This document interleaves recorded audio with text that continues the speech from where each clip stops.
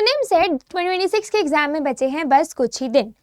6 जून को आपका एग्जाम होने वाला है, देयरफॉर आपके पास सिर्फ और सिर्फ 1 महीने का समय बाकी रह गया है ना। इस 1 महीने के अंदर हम किस तरीके से तैयारी करें, क्या इंपॉर्टेंट टॉपिक्स को पढ़े, किस तरीके से पढ़े और ऐसे कौन से टॉपिक्स है स्पेशली मैथमेटिक्स में, क्योंकि मैथ्स 600 नंबर का आ रहा होता है, सच सो दैट जब हम एग्जाम हॉल में बैठे तो हमें कॉन्फिडेंट फील हो रहा हो, एग्जाम हॉल में बैठ के हमारा माइंड ब्लैंक ना हो रहा हो। ऐसे कौन से टॉपिक्स है जो कि हमें बिल्कुल भी छोड़ के नहीं जाने हैं।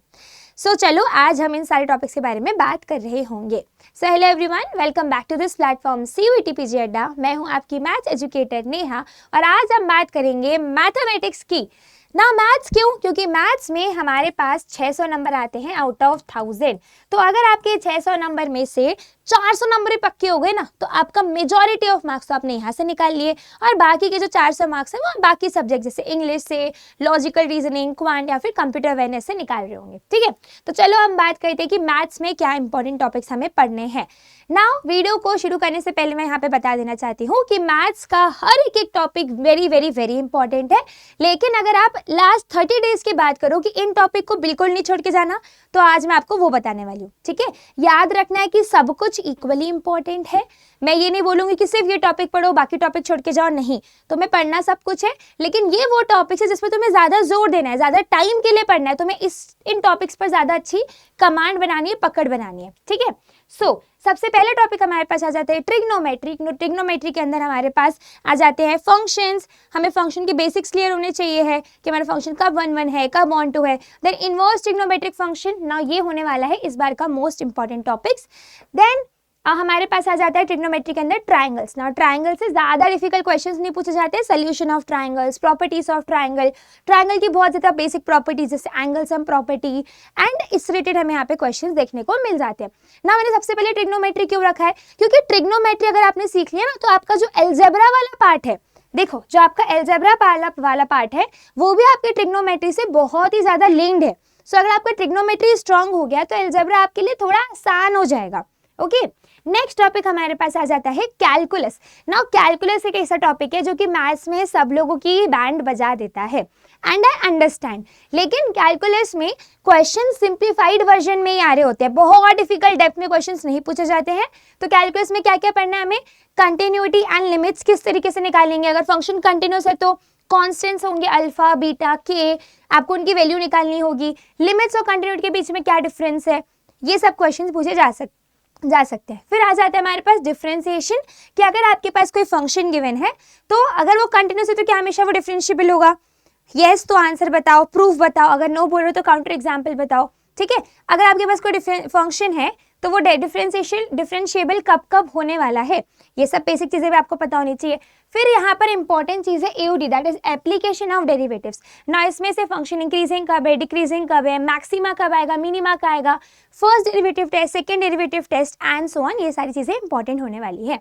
ना इंटीग्रेशन की अगर हम बात करें तो इंटीग्रेशन के बेसिक्स आपके बढ़िया स्ट्रॉन्ग होने चाहिए, क्योंकि बहुत ज्यादा डिफिकल्ट क्वेश्चन इंटीग्रेशन से वैसे देखने को अभी तक तो नहीं मिले हैं।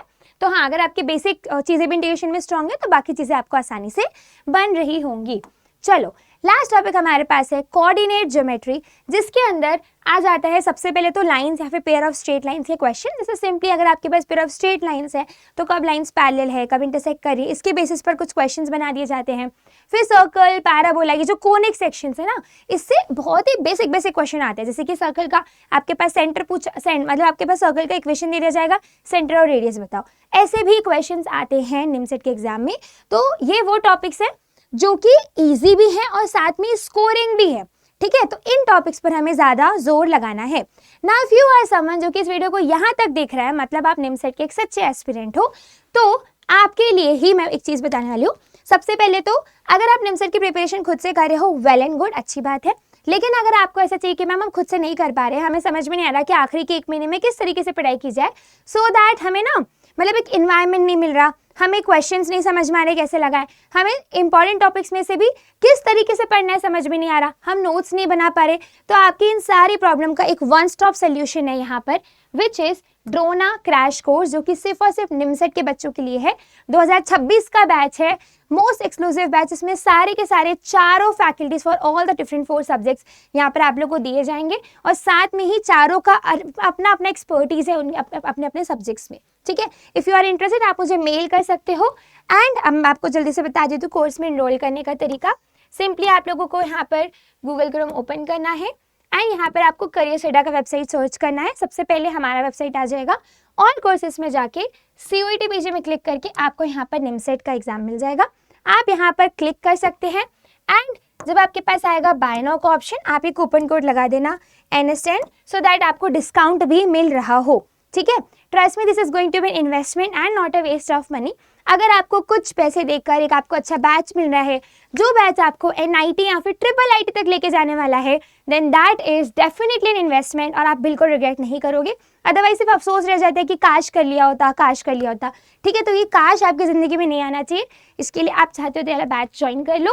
साथ में ही मैथ्स के लिए मॉक टेस्ट जरूर लगाओ, मॉक टेस्ट में एनालाइज करो कि हम कहाँ गलती कर रहे हैं, हमारे वीक एरियाज क्या है, ठीक है। So yes that is it for today's video. आपको कोई भी और दिक्कत है, परेशानी है, कंफ्यूजन है, आप मुझे मेल कर सकते हो या फिर इस वीडियो के कमेंट में भी पूछ सकते हो।